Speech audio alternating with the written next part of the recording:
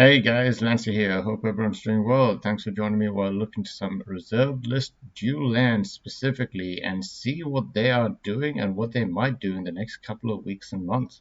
This might be one of the most interesting times because the market isn't giving us much, but there might be some information, at least as far as what the future holds for all of these cards, which might let us know if it's a good idea to either get into them pretty full on now or just continue our tactics of what we've been doing in the past.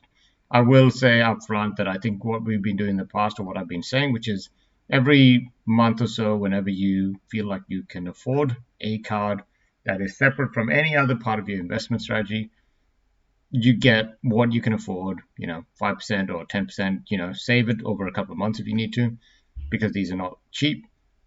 And then you just build your quantities over time, because these are probably still worthwhile cards, at least in the long run, as long as Wizard Coast doesn't do anything stupid.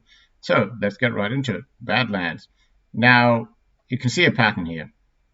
We took off, we started dipping. We took off, we started dipping. Now, whether or not this dip is going to drop from 269 to 211, so that's about 20%. What's that?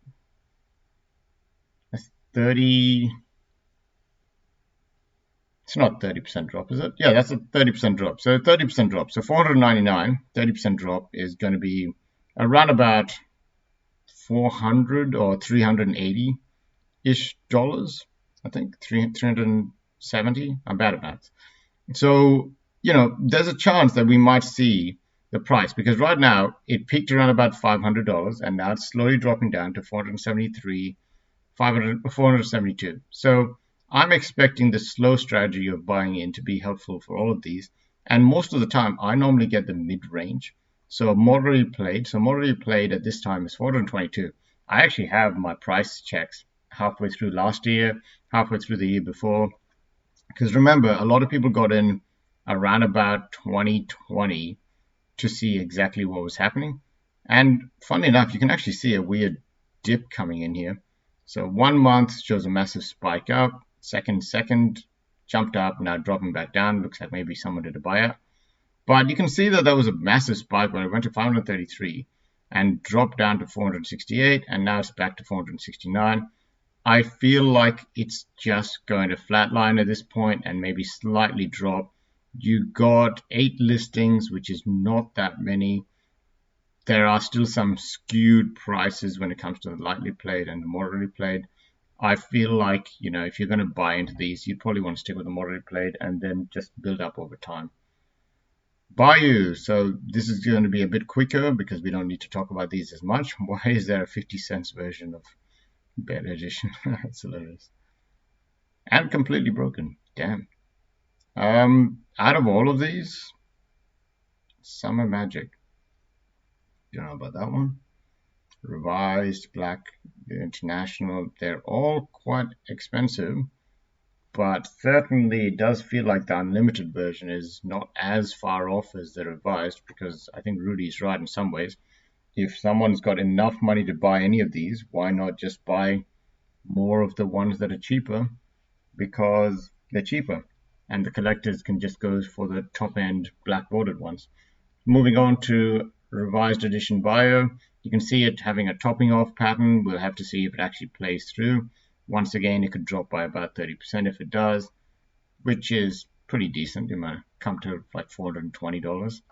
But if we go to TCG Player, we can see the fact that it already has what looks like a decent drop off, at least in the 3 months. Let's pull back to 1 year. Yeah, it does look like it's had a decent drop off. We'll have to see where the pickup and drop off for next is. $602 now sitting at $589. Just a couple of months before it was sitting at $461. A moderately played for $459 seems a bit expensive. A damage for $488, 100% that's not worth it. No idea what they're thinking. You can get a near mid for $588 and a damaged $100 difference between this two. That doesn't sound right. Moving over to Tropical Island, flatlining as well. You can get a flatlined Tropical Island for $624, a lightly played for $669. I think I have a near Maybe it's not near mint. It's lightly played. I don't think any of the stuff I have is near mint. It'll be all lightly played. Some of them are heavily played, or at least moderately played when I first looked at them. Underground Sea, same thing, $720.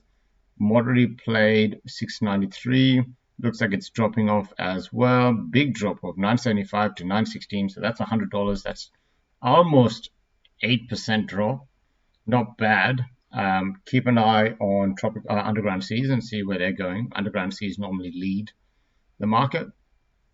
Tundra is the one I still need to pick up at some point. I lightly played for 484. Doesn't actually sound that bad.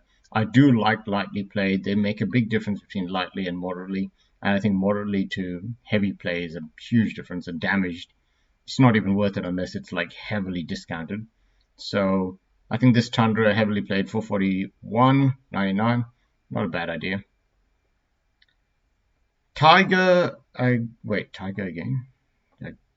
Tundra. Okay, Tiger moderately played for $320. Now this one has been moving up recently, but you can see that it's not really that much compared to what it was just a couple of months ago. So whether or not this is worth it, it's going to be tricky to tell. I would probably say a moderately played for 323 actually doesn't sound too bad. Why does it have snow on it?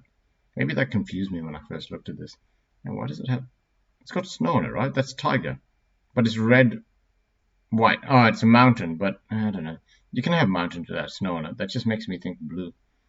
Anyways, that actually doesn't seem too bad to me. 320 for a moderately played seems okay. I think I saw some pretty good listings just a couple of weeks ago where they were almost around about the 300 for a moderately played and like 350 for lightly played. What's the lightly played here? Oh, you can get a near mint for 382.99. That's good if that is actually near mint. That's valuable because then you can just sleeve it up, double sleeve it up, and then you can put it in a deck or put it into your binder, and that's it. It'll be near mint for forever, and those are not easy to find nowadays. So anyways, guys, thanks for watching. I think currently the overall market looks like it's flatlining. If there's going to be any news on stimulus or extra money coming in, there's a chance that these could pick up. But truthfully, if you really want to know, why not have a look at the price of crypto?